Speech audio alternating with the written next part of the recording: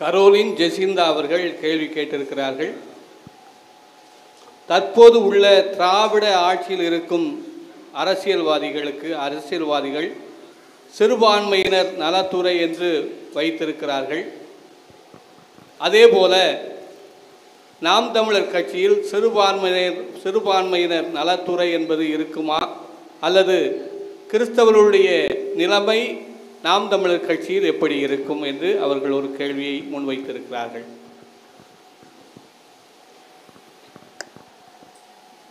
என்னுடைய உயிரோடும் உணர்வோடும் கலந்து வாழுகின்ற என் அன்பு உறவுகள் உங்கள் அனைவருக்கும் என்னுடைய வணக்கம்.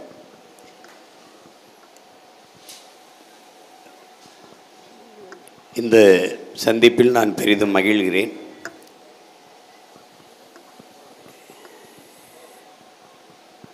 முயற்சியுடையவனே மீட்பை அடைகிறான் என்ற இறைவாக்கியத்திற்கேற்ப தொடர்ச்சியாக நாம் இதை சந்தித்து நம் மக்களுக்கு இருக்கிற ஐயங்களை தெளிவுபடுத்தி தமிழ் தேசிய இன அரசியல் பெருங்குடைக்குள் திரட்டி கொண்டு வருகிறோம். அதில் ஒரு முயற்சியாகத்தான் இன்றைய இந்த சந்திப்பது. உலகத் தமிழர் கிறித்தவ இயக்கத்தின் வாயிலாக இந்த வாய்ப்பை பெற்றிருக்கிறோம். இங்கே மணப்பாறை தொகுதியிலே எனது அன்பு சொந்தங்களை சந்திப்பதில் மகிழ்கிறேன். கேள்வி கேட்டவங்க இருக்காங்கல்ல உள்ள. இந்த திராவிட இயக்கங்களில் இந்த சிறுபான்மை பாதுகாப்பு என்பது இந்த இஸ்லாமியர் கிறிஸ்தவர்களுக்குன்னு நீங்கள் நினச்சிக்கிட்டது தவறு. அந்த திராவிட இயக்கங்களில் சிறுபான்மை பாதுகாப்புங்கிறது அதில் இருக்கிற தலைவர்களின் பாதுகாப்புக்கு தான் அது சொல்லப்பட்டது. அதாவது வரலாற்று உண்மையும் கூட. இந்த பெரும்பான்மை சிறுபான்மையில் நீங்கள் இன்னும் ரொம்ப போட்டு குழப்பிக்கிறீங்கன்னு நினைக்கிறேன். அதை ஒன்று புரிஞ்சுக்கணும். நீங்கள் இது நானே பலமுறை சொல்லிட்டேன்.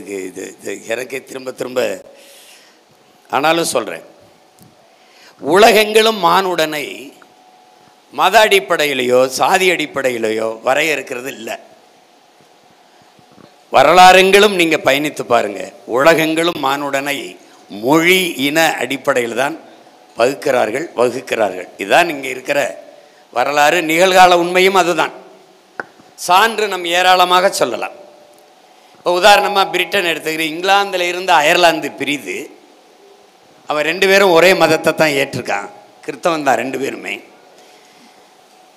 அப்போ 2 பேருக்குமே இறைமகன் இயேசு. அப்போ ஒரே இதுதான், ஒரே வேத நூல் தான், பைபிள் தான். அப்போ இங்கிலாந்துலேருந்து அவன் தனியாக பிரியணும்னு நினைக்கிறான் அப்படின்னா அவன் இங்கிலீஷ், இவன் ஐரிஷ். இந்த ஐரிஷ் விடுதலைக்காக அந்த நாட்டின் விடுதலைக்கு முதலில் புரட்சி செய்தவன் டிவேலரா. அவனுக்கிட்ட போய் டிவேலரா உனக்கு ஐரிஷ் மொழி வேண்டுமா, அயர்லாந்து நிலம் வேண்டுமான்னு கேட்குறாங்க. அவை என் தாய் நிலத்துக்கு இணையான ஒரு நிலத்தை என் உலகில் எங்கேனும் ஒரு ஓரத்தில் நான் பெற்றுக்கொள்ள முடியும். ஆனால் என் தாய்மொழி ஐரிஷுக்கு இணையான மொழியை நான் உலகத்தில் எங்கும் பெற முடியாது. எனக்கு என் தாய்மொழி ஐரிஷை கொடு அப்படின்னு தான் கேட்குறான். அப்போ மேலோங்கி நிற்கிறது எல்லாத்தையும் விட மொழி இனம். இஸ்லாத்தை ஏற்றுக்கொண்ட முகமது தர்வீஸ் எழுதுங்கள் என் நெற்றியில் நான் இஸ்லாமியன் என்று அப்படின்னு முழங்கலை. எழுதுங்கள் என் நெற்றியில் நான் அரேபியன் என்று அப்படிதான் சொல்றான். நாளை என் மார்க்கம் அழிந்து விடுமானால் அதை கேட்க நான் இன்று இருக்க மாட்டேன், அதற்கு முன்பே இறந்து விடுவேன் என்று அவார்மொழி கவிஞன் ரசூல் அம்சத்து சொல்லலை. நாளை என் தாய்மொழி அழிந்து விடுமானால் அதை கேட்கறதுக்கு நான் இருக்க மாட்டேன், இன்னைக்கே நான் இறந்துடுவேன். என் மொழி மரணிக்கிறதுக்கு முன்பு நான் மரணித்து விடுவேன். என் உயிருக்கிணையான என் மொழி மரணிப்பதற்கு முன்பு நான் என் உயிரை மரணித்து விடுவேன்னு சொல்கிறான். இதில் எல்லாவற்றிலையும் மேலோங்கி இருக்கிறத நீங்கள் பார்த்துக்கிட்டே வரணும். இங்கே நமக்கு இருக்கிற நிகழ்கால நம் நிலத்தோட தொடர்பு கொண்ட வரலாறு இந்திய துணைக்கண்டத்திலிருந்து பாகிஸ்தான் விடுதலை பெற்று போகுது. அதுக்கு காரணம் ஒரே மார்க்கம், ஒரே இறை, ஒரே வழி, நபிகளின் மொழி. இப்போ பிரிந்து போய் தனி நாடு ஆயாச்சு. இஸ்லாம் தனி நாடு கண்டுருச்சு பாகிஸ்தான். பாகிஸ்தானுக்கு போன பிறகு அங்கே போனவன முகமது அலி ஜின்னா உருது ஆட்சி மொழி என்று சொல்ல வர்றாரு. உருது ஆட்சி மொழின்னவன அந்த நேரம் டாக்கா பல்கலைக்கழகத்தில் படித்து கொண்டிருந்த முஜிபுர் ரஹ்மானும் அவனுடைய நண்பர்களும் கல்லூரி மாணவர்கள் கிளர்ச்சி செய்கிறாங்க. உருது ஆட்சி மொழி என்றால் என் தாய்மொழி வங்க மொழி என்னானதுன்னு கேட்டான். ஒரே மதம்தான், ஒரே இறைதான், ஏக இறைவன் அல்லாதான், ஒரே வழி, நபிகளின் மொழிதான் நம் வழி. ஆனால் உன் மொழி உருது ஆட்சி மொழி என்றால் என் தாய்மொழி வங்க மொழி என்னானதுன்னு கேட்டான். கலவரம் வெடிச்சிருச்சு, பிரச்சனை உருவாகுது, சண்டை. கிழக்கு பாகிஸ்தான் பகுதியில் இருக்கிற வங்காளிகளை பாகிஸ்தான் இராணுவம் தாக்குது, அழிக்குது, பிரச்சனை. அந்த நேரம் மேற்கு வங்கத்தில் சித்தார்த்த சங்கரேங்கிற காங்கிரஸ் கட்சியின் முதலமைச்சர் ஒருத்தர் இருக்கான். இவன் இந்து. அங்கே மொழிக்காக சண்டை போட்டு தாக்கப்படுகிறவன் இஸ்லாம். நல்லா கவனிச்சு, கேள்வி கேட்டவங்களுக்கு மட்டும் இல்லை, எல்லாருமே திரும்ப திரும்ப இந்த கேள்வியை ஒரு தடவை கேட்டுக்கிட்டு இருக்காதீங்க. ஏன்னா நிறைய பேச வேண்டியிருக்கு, நிறைய செய்திருக்கு. இதையே 10 வருஷமாக பேசிக்க முடியாதுல்ல. இப்போ இங்கே இருக்கிற முதலமைச்சர் சித்தார்த்த சங்கர் இந்து. அந்த நேரம் நாட்டை ஆண்டு கொண்டிருக்கிற பிரதம அமைச்சர் அம்மையார் இந்திரா காந்தி. அப்போ இஸ்லாமியன் தானே தாக்கப்படுகிறான், அழிக்கப்படுகிறான், நமக்கென்ன என்று மேற்கு வங்கத்தின் மக்கள், மேற்கு வங்கத்தில் இருக்கிற வெஸ்ட் பெங்காலில் மேற்கு வங்கத்தில் இருக்கிற மக்கள் இருக்கலை, அந்த முதலமைச்சர் இருக்கலை. அவன் எந்திரிச்சு அறைகோல் விடுகிறான். கிழக்கு பாகிஸ்தானில் தாக்கப்படுகிற என் இன மக்களை, என்ன சொல்றாம பாருங்க, என் இன மக்களை இந்திய ராணுவத்தை அனுப்பி நீங்கள் பாதுகாக்கிறீர்களா அல்லது நான் என்னுடைய காவல்துறை படையை அனுப்பி பாதுகாக்கட்டுமா என்ற கேள்வியை இந்திய நாட்டின் தலைமை அமைச்சர் அம்மையார் இந்திரா காந்தியை நோக்கி எழுப்புறான். அப்ப அவங்களுடைய முதலமைச்சர் தான். அந்த ஒட்டுமொத்த மேற்கு வங்க மக்கள், தன் இன மக்கள் அந்த கிளர்ச்சியை, ஈழத்தில் சாகும்போது நம்ம இங்கே திரையரங்குகளையும் மதுக்கடைகளையும் கூடியிருந்தீங்க, அப்படி நிற்கலவன். கிளர்ச்சி செய்தவுடன் அதற்கு அந்த உணர்வுக்கு மதிப்பளித்த அம்மையார் இந்திரா காந்தி இராணுவத்தை அனுப்பி போரிட்டு கிழக்கு பாகிஸ்தானை பிரித்து அவர்களின் தாய் மொழியிலேயே ஒரு தேசத்தை வைத்தார்கள். அதுதான் பங்களாதேஷ். உங்களுக்கு இன்னும் இருக்கு, நீ உங்களுக்கு புரியுதுன்னு நினைக்கிறேன். அந்த நாட்டின் தந்தையா இன்னும் முஜிபுர் ரஹ்மான். இப்போ பிரச்சனையில் வந்த பொருளாதார பின்னடை வரும்போது அவர் சிலையும் இடிக்கப்பட்டது, நீங்கள் பார்த்துருப்பீங்க. அப்போ இதுலேருந்து என்ன தெரியுதுன்னா, சாதி, மதம், நிலம் இதை எல்லாம் தாண்டி மொழியும் இனமும் தான் மேலோங்கி நிற்குது. ஐரோப்பிய நாடுகள் முழுமைக்கும், ஐரோப்பிய யூனியன், ஐரோப்பிய நாடுகள் முழுமைக்கும் ஒரே மதம் தான், கிறிஸ்தவம் தான். பிரான்ஸு, டென்மார்க்கு, சுவிஸு, நார்வே, என்ன சொல்கிறது, ஜெர்மன், எல்லா நாடுகளும், நியூசிலாந்து, எல்லா நாடுகளும் இருக்கு. அந்த ஐரோப்பிய நாடுகள், பிரிட்டன், அயர்லாந்து எல்லாமே உங்களுக்கு கிறிஸ்தவம் தான். பிறகு ஏன் England, Ireland, France, Germany, Norway, Sweden, Denmark இதெல்லாம் ஏன் வருது? மொழி வழியே தேசிய இனங்கள், நிலங்கள். அங்க மதம் நிக்கல, மொழியும் இனமும் மேலோங்கி நின்றது. அப்ப என்ன வருது? நான் இஸ்லாத்தை ஏற்றிருக்கிறேன், நான் கிறிஸ்துவத்தை ஏற்றிருக்கிறேன், இறைமகன் இயேசுவின் போதனைகளை ஏற்று நான் கிறிஸ்தவத்தை தழுவி இருக்கிறேன், ஏற்றிருக்கிறேன். தமிழன் நான் கிறிஸ்தவத்தை ஏற்றிருக்கிறேன், கிறிஸ்தவன் நான் தமிழன் அல்ல, தமிழன் நான் கிறிஸ்தவத்தை ஏற்றிருக்கிறேன். இது விருப்பம் இல்லையா? நாளைக்கு இஸ்லாத்தை ஏற்பேன், நாளைக்கு வேறு பௌத்தத்தை ஏற்பேன். ஆனால் மதம் மாறிக்கொள்ள முடிகிறது, மொழியும் இனமும் பிறப்பிலிருந்து இறப்பு வரை எவராலும் மாறிக்கொள்ள முடியாது. இது நன்கா இந்த வரலாற்று புரிதல் கேள்வி கேட்டவர்களுக்கு மட்டும் இல்ல, எனக்கும் பின்னாடி வரக்கூடிய என் இளைய தலைமுறை, தமிழ் இளம் தலைமுறைகள் ஒவ்வொருத்தருக்கும் இது படிப்பனையாக இருக்கணும், இது கவனிச்சுக்கணும். அப்போது இங்கே என்ன நீங்கள் கவனிக்கணும்னா, நான் இஸ்லாத்தை ஏற்றிருக்கிறேன், அவனும் இஸ்லாத்தை ஏற்றிருக்கிறான். அவன் அரேபியன், அவன் உருது, அவன் வங்காளி, நான் தமிழன். இதுதான் உங்களுக்கு அடையாளம். அது மாதிரி நான் கிறிஸ்தவத்தை ஏற்றிருக்கிறேன். அவன் ஐரோப்பியன், அவன் ஆஸ்திரேலியன், ஐரோப்பியனா, அவன் வேற, நான் வேற. அவன் இங்கிலீஷ், நான் தமிழ். நீங்க எந்த நாட்டுக்கு போங்க, பிரிட்டனுக்கு போய் வாங்க, இல்லை அயர்லாந்துக்கு போங்க, பிரான்ஸுக்கு போங்க.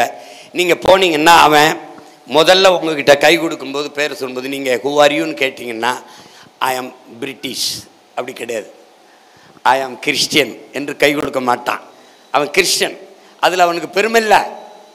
நீங்கள் போனீங்கன்னா ஐ ஆம் ஃப்ரான்ஸ் அப்படி கை கொடுக்க மாட்டான். ஐ ஆம் கிறிஸ்டியன் என்று கை கொடுக்க மாட்டான். ஐ ஆம் ஃப்ரெஞ்ச் அப்படி தான் கை கொடுக்குவான். ஐ ஆம் இங்கிலீஷ் அப்படின்னு தான் சொல்லுவான். ஐ ஆம் ஐரிஷ் அப்படின்னு தான் சொல்லுவான். அப்போ நான் என்ன சொல்லணும்? இவனெல்லாம் உருவாவதற்கு முன்பு பிறந்தவன், என் தாய்மொழி இந்த மொழிகளுக்கெல்லாம் தாயா இருக்க. நான் என்ன சொன்னேன்? இன்னும் சத்தமா, நான் தமிழன் என்று சொல்லணும். அப்ப இவன் உன்னைய சிறுபான்மைன்னு சொல்லும்போது நீ நம்பினவர், அங்கதான் நீ அடிமையான. யாரு உன்னை சிறுபான்மைன்னு சொன்னேன்? பட்டியல் எடு, சொல்லு. நீ எவன் சொன்னான்னு யாரு சொல்லு? ஐயா கருணாநிதி, ஐயா எம்ஜிஆர், ஐயா ஜெயலலிதா, இவங்க 3 பேர் தாண்டா இந்த நாட்டில் ஆக சிறுபான்மை. இதை நீ தெரியாம ஐயா கருணாநிதி சிறுபான்மைன்னு ஒன்னே சொல்லிட்டு பெரும்பான்மை நீ அவருக்கு பாதுகாப்புங்கிறிய. நீ கிறிஸ்தவன் சிறுபான்மை, இவன் இஸ்லாம் சிறுபான்மை. இப்ப ஐயா கருணாநிதி, ஐயா ஸ்டாலின் பெரும்பான்மை. எந்த அடிப்படையில் பெரும்பான்மை? எந்த அடிப்படையில்? நீ எந்த அடிப்படையில் சிறுபான்மை? நீ மத அடிப்படையில் சிறுபான்மை. அப்ப அவர் எந்த அடிப்படையில் பெரும்பான்மை? மத அடிப்படையில் தான் பெரும்பான்மை என்று உன்னை சிறுபான்மை என்று சொல்கிறார். அப்படி என்றால் நீ மதவாதத்துக்கு எதிரானவன் என்று சொல்வது எவ்வளவு தவறானது, எவ்வளவு ஏமாற்று. நீ எங்க சொல்லியிருக்க? அப்ப நீ இந்து என்ற எண்ணத்தோடு தான் நீ இவனை சிறுபான்மைங்கிற. எந்த உலகத்துல மதத்தின் அடிப்படையில் மாணவனை கணக்கிட்டு இருக்கா? நீ எப்படி என்னை சிறுபான்மை என்ன எப்படி சொன்ன? நான் தமிழன் நீ எப்படி சொல்ற? எங்க அப்பா இளையராஜா, நீ என்ன சொல்ற? இந்த சமூகம் கட்டமைச்சபடி இதில் அவர் ஏற்றுக்கொண்டிருக்க சமயம் இந்து மதம்னு வச்சுக்கோ. என் தம்பி இவன் இஸ்லாத்தை ஏற்றிருக்காரு. எப்போ ஏற்றிருக்காரு? இப்போதான் ஒரு 5 வருஷம் இருக்கும். எங்க அப்பா பெரும்பான்மை, நான் சிறுபான்மைங்கிறத நீ எப்படி ஏற்கிற? பைத்தியமா உனக்கு? அருமை சகோதரர், நம்முடைய சகோதரர் ஏஆர் ரஹ்மான் இஸ்லாத்தை ஏற்றிருக்கிறார். எங்கள் அம்மா ஏற்றிருக்கிறாங்க, என் தங்கைகள் ஏற்றிருக்கிறாங்க. ஆனால் இன்னொரு தங்கை மகன், அக்கா மகன் தம்பி ஜிவி பிரகாஷ் இந்து மதத்திலே இருக்காப்புல. அப்போ மாமா சிறுபான்மை, மருமகன் பெரும்பான்மை, நீ ஏற்கிற. என்ன பைத்தியமாடா நீங்கள்? என்ன உங்களை என்ன சொல்றது? யோ போயா, நான் தமிழன், பெரும்பான்மை தேசியனத்தின் மகன். உன்னை சிறுபான்மைன்னு சொன்னவன் மலையாளி, கன்னடன், தெலுங்கன். அவன் வந்தே போனவெல்லாம் உன்னை சிறுபான்மைன்னு ஆமா ஏசம்மா, ஆமா ஏசம்மான்னு கைகட்டி போயாங்கிட்டு இப்படின்னு. சிறுபான்மைன்னா சலுகை கிடைக்குது. டேய், அவன் சலுகை கொடுக்குறவன் யாருன்னு சொல்லு, யாருன்னு சொல்லு. கிறிஸ்தவருக்கு இடஒதுக்கீடு, இஸ்லாமியருக்கு இடஒதுக்கீடு, இந்த கொடுக்குற வெங்காயத்துக்கு உட்கார்ந்துருக்க இடமே நம்ம ஓட்ட பிச்சை. இவன் உனக்கு இடஒதுக்கீடு கொடுக்குறான்னு நீ பெருமையாக பிடிச்சிருக்க. நீ நினச்சிக்கிட்டு இருக்க. ஒரு தெளிவுக்கு வா. ஒன்னே அவன் பாதுகாக்கலை, நீ தான் 60 ஆண்டுகளாக அவங்கள பாதுகாத்து வச்சிருக்க. வாக்கு செலுத்தி அரசியல் அதிகாரத்தை கொடுத்து அவனை வசதியாக பல லட்சக்கணக்கான கோடி சொத்துகளோடு பதவி பணத்தோடு புகழோடு வாழ வச்சிருக்கிறது யாரு? நீ. திரும்ப திரும்ப உனக்கு பாதுகாப்பு, உனக்கு பாதுகாப்பு, உனக்கு பாதுகாப்புன்னு அவன் சொல்றான், நீ நம்பிட்டு இருக்க. நீ தான் 60 ஆண்டுகளா 12 விழுக்காடுங்கிறார் கிறிஸ்தவர்கள் வாக்கு. இஸ்லாமியருக்கு ஒரு 10 12 10 இருக்குமா? 8 10 சரி வச்சுக்க, எல்லாம் சேர்த்து 20ன்னு வச்சுக்க. 20 விழுக்காடு அவனுடைய அடித்தளமாயிருது. மொத்தமாகவே அவனுக்கு 10 12 விழுக்காடு தான் ஓட்டு. நீ போட்டதுக்கு பிறகு மீதி என்ன இருக்கு அவர் கட்சிக்கு? மொத்தம் 26 விழுக்காடு தான் அவன் திமுகவுக்குன்னு தனியாக வாக்கு. அதில் 20 நீ போட்ட அப்போ எவ்வளவு? அதை விட பெரிய கட்சி நான் 8 விழுக்காடு நான் வச்சுருக்கேன். அப்போ எப்படி 8 விழுக்காடு வச்சுருக்கேன்? நீ இங்கே கிறிஸ்தவருக்கு இஸ்லாமிய போடாமலே வச்சுருக்கேன். நீ போட்டுதுன்னு வச்சுக்க, நாட்டை நான் வச்சுருந்துருப்பேன். நீ வாழ்க்கை நிம்மதியாக இருந்திருக்கும் உனக்கு. வாட்டு பை இன்னும் போட்டு சிறுபான்மை உன்னை சலுகைங்கிறது வெக்கமா இல்லை? பிச்சை எடுத்து வாழ்வது, இறந்துண்டு வாழ்வது ஒரு வாழ்வா? இறந்தும் உயிர் வாழ்தல் வேண்டின் பறந்து கெடுக உலகை ஏற்றியான்கிறான் வள்ளுவ பெருமகனார். பிச்சை எடுத்து யார் நாட்டில் யாரா சலுகை கொடுக்கிறது?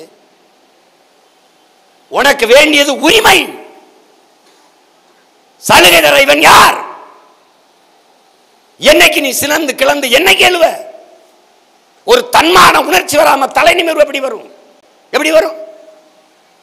சலுகை, போனஸ், இலவசம், மானியம், இதுல செத்து போச்ச இந்த இனம். என்னைக்கு உனக்கு ஏன் உரிமைடாது? இந்த நாடு என்னது? இந்த நாட்டில் இருக்கிற வளம் எனக்கு. இதில் எல்லா உரிமையும் என்ன? அடிப்படை உரிமை, கல்வி, மருத்துவம், குடிநீர், இதெல்லாம் என்னுடைய உரிமை. இது கொடுக்கிறது சலுகை, இலவசம். எவன் அப்பா மட்டும் சொத்தடா வித்துட்டு வந்து கொடுத்தான்? என்ன சோழ பரம்பரை, பாண்டிய பரம்பரை, அப்படியே லட்சக்கணக்கான ஏக்கர் நிலங்களை வித்துவிட்டு சொத்தை வித்துவிட்டு பொண்ணு மணி வைரத்தெல்லாம் வித்துவிட்டு கொண்டாந்து கொடுத்தான். நீ போட்ட பிச்சை தானடா அவனுக்கு. இதை வாங்கி வச்சுக்கிட்டு அவன் உனக்கு கொடுக்குறான்ட்டு 500 ரூபா கொடுக்குறான்னு வாங்கிட்டு 5 ஆண்டு கால வாழ்க்கையை அடமானம் வைக்கிற உங்களை என்ன பேசி திருத்துறது? உங்களுக்கு எதுக்கு பைபிள்? எதுக்கு குர்ஆன்? எதுக்கு பகவத்கீதை? எதுக்கு தேவாலயங்கள்? எதுக்கு பள்ளிவாசல்கள்? எதுக்கு ஜபம்? எதுக்கு தொழுகை?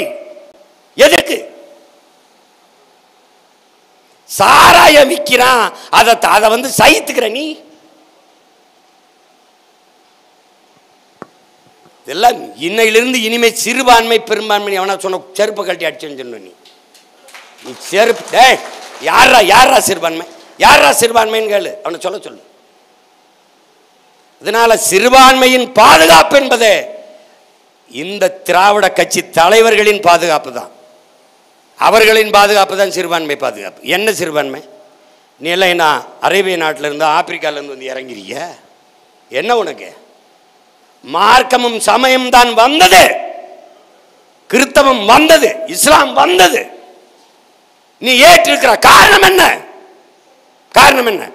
ஐரோப்பாவில் தொடங்கிய அரேபியாவில் தொடங்கிய தோன்றிய இந்த சமயங்கள் இந்த நிலப்பரப்பில் பரவ காரணம் என்ன? உலகெங்கும் இவ்வளவு வேகமா பரவ, குறிப்பா இந்தியாவில் இந்த நிலத்தில் தோன்றிய பௌத்தம் எல்லா நாடுகளிலும் பரவிருக்கு. சீனம், இந்தோனேசியா, ஜப்பான், இலங்கை, இந்த நாடுகளிலெல்லாம் பரவிருக்கு. ஆனால் இவர்கள் தோற்றி இவர்கள் இந்த இந்து மதம்னு ஒன்று இருந்ததில்லை. அது ஒரு சொல் உருவாக்கப்பட்டது. சமணம், பௌத்தம், வைணவம், சௌவம், சீக்கியம், அந்த என்ன சொல்ற பார்சியம், இந்த மாதிரி மதங்கள் எல்லாம் கூட்டு பொரியல், அவியல், முட்டை இதெல்லாம் சேர்த்து சாப்பாடுன்னு பேர் வச்ச மாதிரி இந்த சமயங்களை எல்லாம் சார் வில்லியம் ஜோன்ஸ் அந்த கல்கத்தாவினுடைய ஆளுநராக இருந்தவன் இவங்க திருப்பி திருப்பி பேசுகிறோன்னே எவன் ஆங்கிலோ இந்தியன்லையோ, இவன் பார்சிலையோ, அவன் கிறிஸ்தவன்லையோ, அவன் இஸ்லாமியன்லையோ அவன்லாம் இந்துன்னு ஒரு சட்ட வரவையை உருவாக்கிட்டு போயிட்டான். அதை கட்டியாக அவன் முடிச்சுட்டான். இவன் அழுத்தத்தில் அவன் என்னன்னா வெள்ளையாக இருந்த உடனே இவங்கெல்லாம் நம்ம ஆரிய வம்சாவளி, நம்ம வம்சாவளி இவங்கெல்லாம் நினச்சி அவன் என்ன பண்ணிட்டான், இவனுடைய மொழி தான் சிறந்ததுன்னு, இவனுடைய இலக்கியம் தான் சிறந்ததுன்னு மேக்ஸிமலேருந்து எல்லாம் இவங்கெல்லாம் இந்த சர் வில்லியம் ஜோன்ஸ் எல்லாம் இது சமஸ்கிருத இலக்கியங்கள் தான் கொண்டு போனான். எல்லீஸ் வந்த பிறகு தான் அது மாறுது. G Pope, Ellis, Veeramamunivar, Joseph பிஸ்கெல்லாம் வந்த பிறகு தான் அது மாறுது. எல்லீஸ் தான் அதில் பெரும்பங்காற்றினார். அதுக்கு மூத்த ஒரு மொழியும் பெரிய தொன்மை இலக்கியம் கொண்ட ஒரு மொழி இருக்குடா, ஒரு இனம் இருக்குடான்னு அவர் தான் எடுத்துகிட்டு போனார். அவர் தான் திருக்குறளை அச்சில் ஏற்றினார். நம்ம பாட்டனார் கந்தப்பனார் கொடுத்து ஓலைச்சுவடியிலிருந்து. அது தனி வரலாறு. அது அப்போ இவங்க அதனால வேண்டாம் பிடிச்சிக்கிட்டான். அதை இறந்து போன மூத்த சங்கராச்சாரியா இருக்கார்ல, அவர் பெரியவர், அவர் சொல்கிறார், வெள்ளைக்கார வந்து நமக்கு இந்துன்னு ஒரு பொது பேர் வச்சானோ இல்லையோ நாம் தப்பிச்சோன்றாப்புல எழுதியிருக்காரு. இவர் எழுதியிருக்காரு புத்தகத்தில். வேணா நான் எடுத்தோன்னா போட்டு விட்றேன், பகிரியில் படிங்க. இல்லைன்னா என்ன ஆகும்? வி ஆர் ஆல் இந்துஸ்னு பெருங்கூட்டமாக திரட்ட முடியாது. என்னை வந்து பள்ளன்னா, பறையன்னா, நாடார்னா, செட்டியார்னா, கோனார்னா, தேவார்னா, வன்னியர்னா, கவுண்டர்னா. அப்போ இவன் வந்து இங்கே வந்து நின்றுவான். வி ஆர் ஆல் இந்துஸ்னோன்னா மண்டையில் ஏறிடுது. அப்போ ஒன்று திரட்ட முடியுது. அவன் தனிச்சு நின்று பார்த்தான், ஒன்றும் செய்ய முடியல. அப்போ இந்த மதமாக ஒன்று திரட்டோம்னோன்னா அது வேலை செய்யுது. ஏன்னா கல் இந்த இருக்கிற இந்த சாராயம், இந்த கொக்கைன், அபின்னு, கஞ்சா இதெல்லாம் பயன்படுத்தினா தான் தொட்டு நாக்கில் வைக்கணும், குடிக்கணும், அப்போ தான் போதையிரும். ஆனால் சாதியும் மதமும் சொன்ன உடனே ஏறிடும்ன்றான். அதுதான் மார்க்ஸ், மதம் ஒரு அபின்கிறான். சாதி மதம் சொன்ன உடனே ஏறிடும், கிருன்னு ஏறிடும் போதை. இந்த சாராயம் குடிக்கிற, இந்த பிராண்டி விஸ்கி குடிக்கிற, இந்த கஞ்சா கஞ்சாலம் படுத்து தூங்கினா தெளிஞ்சிடும். ஆனால் சாதி மத போதை ஏறிச்சு செத்து பாடையில் போனாலும் இறங்க. அங்கே போய் ஆறுமுக நாடார் கல்லறை, முத்துமணி, இந்த சுப்பிரமணிய கவுண்டர் அப்படின்னு எழுதி வச்சிருப்பான் ஜமாதியில், செத்து போனாலும் போகாது. அப்போ இங்கே இருக்கிற சிக்கல் என்னன்னு பாரு. இதுதான் சிக்கல். இந்த மதம் இல்லை, அவன் ஒரு அடையாளத்தை வச்சுட்டான். அதனால அவன் சட்டவரைப்படி சைவத்தை ஏற்றிருந்த தமிழர்கள், வைணவத்தை ஏற்றிருந்தவர்கள், சமணத்தை தழுவி இருந்தவர்கள், பௌத்தத்தை ஏற்றிருந்தவர்கள், சீக்கியத்தில் இருந்தவர்கள் எல்லாருமே இந்து என்று ஆயிடுச்சு. இப்போ என் கோயிலில் சமஸ்கிருதத்தில் வழிபாடு நடத்த முடியுதில்ல ஐயா, நீங்களும் கேளுங்க அருள் தந்தையா. என் கோயிலில் சமஸ்கிருதத்தில், அதே மாதிரி பஞ்சாபில் இருக்க பொற்கோயில்களை நீ சமஸ்கிருதத்தில் மந்திரம் ஓதுவியா? அவனு இந்துன்னு தான் நீ சொல்கிற, இங்கே சொல்லிட்டு வா, ஒரு தடவை மந்திரம் ஓதிட்டு வா. அப்போது அதனால அது ஆயிடுச்சு. கிறிஸ்தவம் இஸ்லாமும் இங்கே இருந்ததில்லை, வந்தது. அது ஏன் இந்த சமயங்கள் பௌத்தம் கிறிஸ்தவம் இஸ்லாம் பரவிய அளவிற்கு இந்த இந்து சமயம் வெவ்வேறு நாடுகளில் பேரளவுக்கு பரவலை அப்படின்னா, அதில் இருக்கிற சாதிய இழிவு, ஏற்ற தாழ்வு, தீண்டாமை, கொடுமை, இந்த பிறப்பின் அடிப்படையில் இருக்கிற பேதம் என்ன செய்து பரவ விடலை. ஆனால் இந்த கிறிஸ்தவம் இஸ்லாம் இங்கே வேகமாக பரவியதற்கு காரணம் என்ன? இங்கே இருக்கிற சாதிய இழிவு, தீண்டாமை, கொடுமைக்கு எதிரான புரட்சியாக இது இருந்துட்டதுனால, தன்னை போல் பிறரையும் நேசிப்பாயாக ஆமேன் அப்படின்னு அவன் வந்து இவனை பார்த்தாத்திட்டு தொட்டாத்திட்டுன்னா, அவன் வந்தான் தலையில் கையை வச்சு ஆண்டவருக்கு தோத்துறோன்னா, பாதி வெள்ளையாக இருக்கிறவன் பார்த்தாத்திட்டு தொட்டாத்திட்டுன்னா, முழு வெள்ளையாக இருக்கிறவன் தொட்டு ஆண்டவருக்கு தோத்துறோம்னா, ஆமாம் தோத்துறோன்னு பின்னாடி போயிட்டான், கிறிஸ்தவத்தை ஏற்றுட்டான். இதுதான் இங்கே நடந்தது. இங்கே வாடா பரப்பையில, இங்கே வாடா பல்லப்பையில, இஸ்லாத்தை ஏற்றான், வாங்க பாயின்னா, பறையம் பல்லனா இருக்கிறதுக்கு பாயா இருக்கிறது மேல்னு போயிட்டான். இவ்வளோதான்டா இங்கே நடந்தது. இதனால தான் எங்கள் அண்ணன் பழனி பாபா அவர்கள் Islam not a religion, it's a ரெவல்யூஷன்ங்கிறார். அது மாதிரி தான் கிறிஸ்தவமும். இந்த சாதிய இழிவு, பிறப்பின் அடிப்படையில் பேதம் கற்பிக்கிற ஏற்றதாழ்வு, இந்த உயர்வு தாழ்வு பாராட்டுகிற இந்த இழிநிலையை போக்க எழுந்த கிளர்ச்சி, புரட்சி தான் இறைமகன் இயேசுவும் நபிகள் நாயகம் அவர்களும் இந்த நிலத்தில் உருவாக்கிய இந்த சமய புரட்சி என்பதை இளைய தலைமுறை பிள்ளைகள் புரிஞ்சுக்கணும். போட்டு குழப்பிக்கிற கூடாது. ரெண்டு பேரும் ஒரே தான். அநீதியை கண்டு அச்சம் கொள்ளாமல் துணிந்து எதிர்த்து போராடுகிறவன் எவனோ அவனே உண்மையான ஜிகாத். இது நபிகள் நாயகம். அநீதிக்கு எதிரான புரட்சி தீயை பற்ற வைக்கவே நான் இந்த பூமிக்கு வந்தேன். இது இறைமகன் இயேசு. ரெண்டு பேரும் ஒரே கோட்பாடு தான். அந்த கோட்பாடை கொண்டு தான் உங்கள் பிள்ளைகள் இந்த நிலத்தில் 10 ஆண்டுகளாக தேர்தல் களத்தில் நிற்கிறோம், 15 ஆண்டுகளாக அரசியல் களத்தில் நிற்கிறோம். அதனால் இனிமேல் சிறுபான்மை என்கிற அந்த உளவியல் நோயை தூக்கி போட்டு, நான் பெரும்பான்மை தமிழ் தேசியனத்தின் மகன், அந்த நிமிர்வு உனக்கு வரணும். இவன் வேணா சிறுபான்மைனா யார் சிறுபான்மைங்க வா விளக்கு, எப்படி சிறுபான்மைன்னு கேளு, தெரிச்சு ஓடிடுவான். நீ எவனாவது சிறுபான்மை நான் வந்து இதுக்குன்னு நீ நல்ல விலை உயர்ந்த செருப்பு போட்டிருந்தா வீணாக்காத. வீட்டில் கக்குஸ் கழுவிட்டு வச்சிருப்பேல, தேஞ்ச விளக்கு மாற்று கட்ட, அதை வச்சு அடிச்சிரு. வழக்குன்னு அவன் தான் அடிக்க சொன்னால் அவனை போடுன்னு என்னைய சொல்லிடு. வேற கேள்வி. ரெங்கராஜன் அவர்கள் ஒரு கேள்வி எழுப்பியிருக்கிறார்கள். கிறிஸ்தவ மதம் பிற உயிர்களிடத்தில் அன்பு செலுத்த வேண்டும் என்று கூறுகிறது. அதே வேளையில் உயிர்களை கொன்று அச்சுறுத்துகின்ற இயற்கை வள சீரழிப்பு இது போன்ற விஷயங்களில் என்ன நிலைப்பாடு எடுத்தால் நன்றாக இருக்க முடியும்னு ஒரு கேள்வி கேட்டிருக்கிறார்.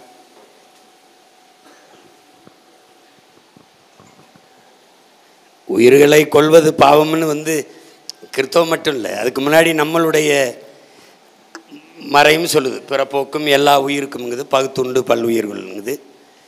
உயிர்களை கொள்வது பாவம் அப்படின்னு தான் சொல்லுது. ஆனால் ஒன்றை நீங்கள் கருந்துக்கணும், நம்ம வேட்டை மரபினன்.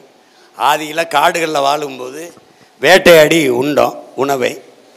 மரபணுவிலே இந்த இது ஊறிட்டுது. அது ஒன்றும் இது பண்ண முடியாது.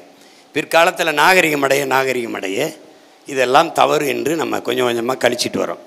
இப்போ நாங்கள் செய்கிற அரசியல் உங்களுக்கு கிறித்தவம் சொல்லுதுன்னா அதான் அந்த பாடலில் வருது.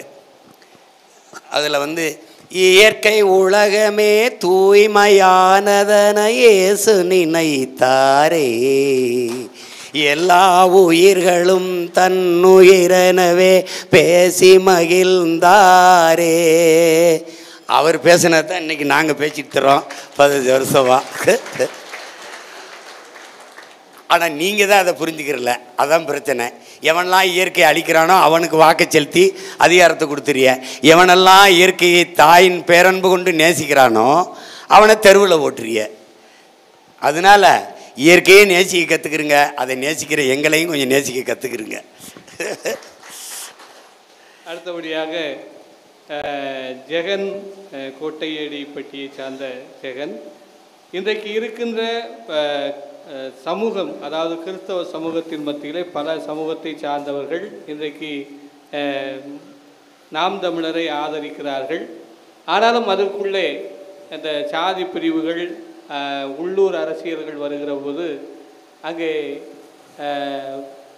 கட்சியை தாண்டி, அதாவது கொள்கையை தாண்டி பிரிவுகள் வந்து விடுகிறது.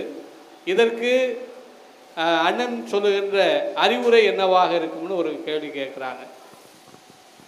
இந்த நோய் மிக கொடிது. இது உலகெங்குமே மானுட சமூகத்தை பிரித்து கெடுத்தது இந்த சாதி மத நோய் தான். அதை நீங்கள் ஏற்கனவே உங்கள் தலைமை உரையில் பேசிட்டீங்க. இது கொஞ்சம் கொஞ்சமாக தான் இது பண்ணும்.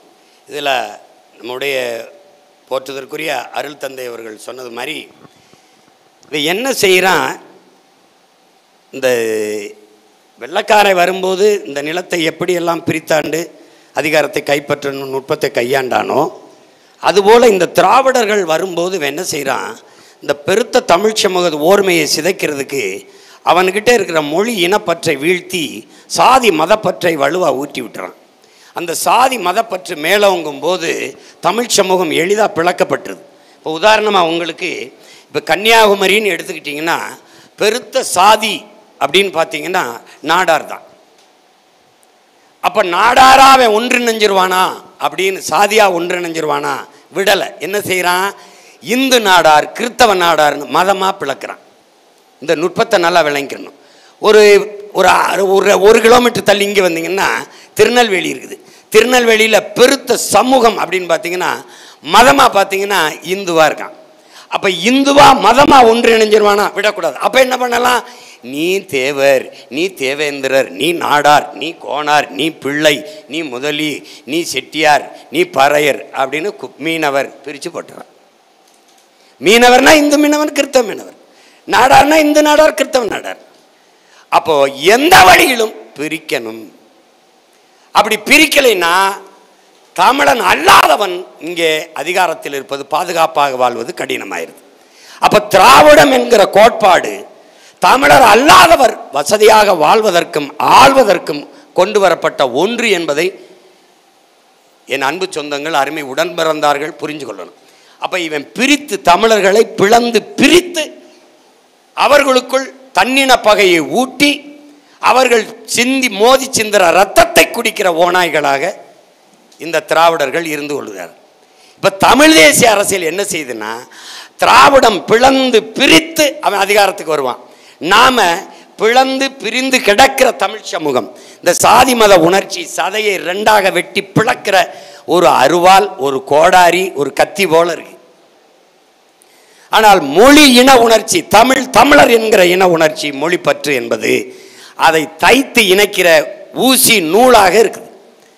அப்ப மொழி இனப்பற்றை கொண்டு மேலெழுந்து வரும்போது சாதி மத உணர்ச்சிகள் கீழே விழுந்து நாங்கள் தமிழர் என்கிற தேசிய இன உணர்வு மேலே எழும்போது நாங்கள் கிறித்தவர், அது எங்கள் அடையாளம் இல்லையே, நாங்கள் நாடார் தேவர், அதெல்லாம் நாங்கள் சார்ந்திருக்கிற குடிகள் தான்.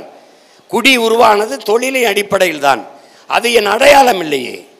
நான் அமெரிக்காவில் ஐ ஆம் கிறிஸ்டின் என்று சொல்ல முடியாது. நான் அருகில் இருக்கிற நாட்டில் போய் ஐ ஆம் இந்து என்று சொல்ல முடியாது.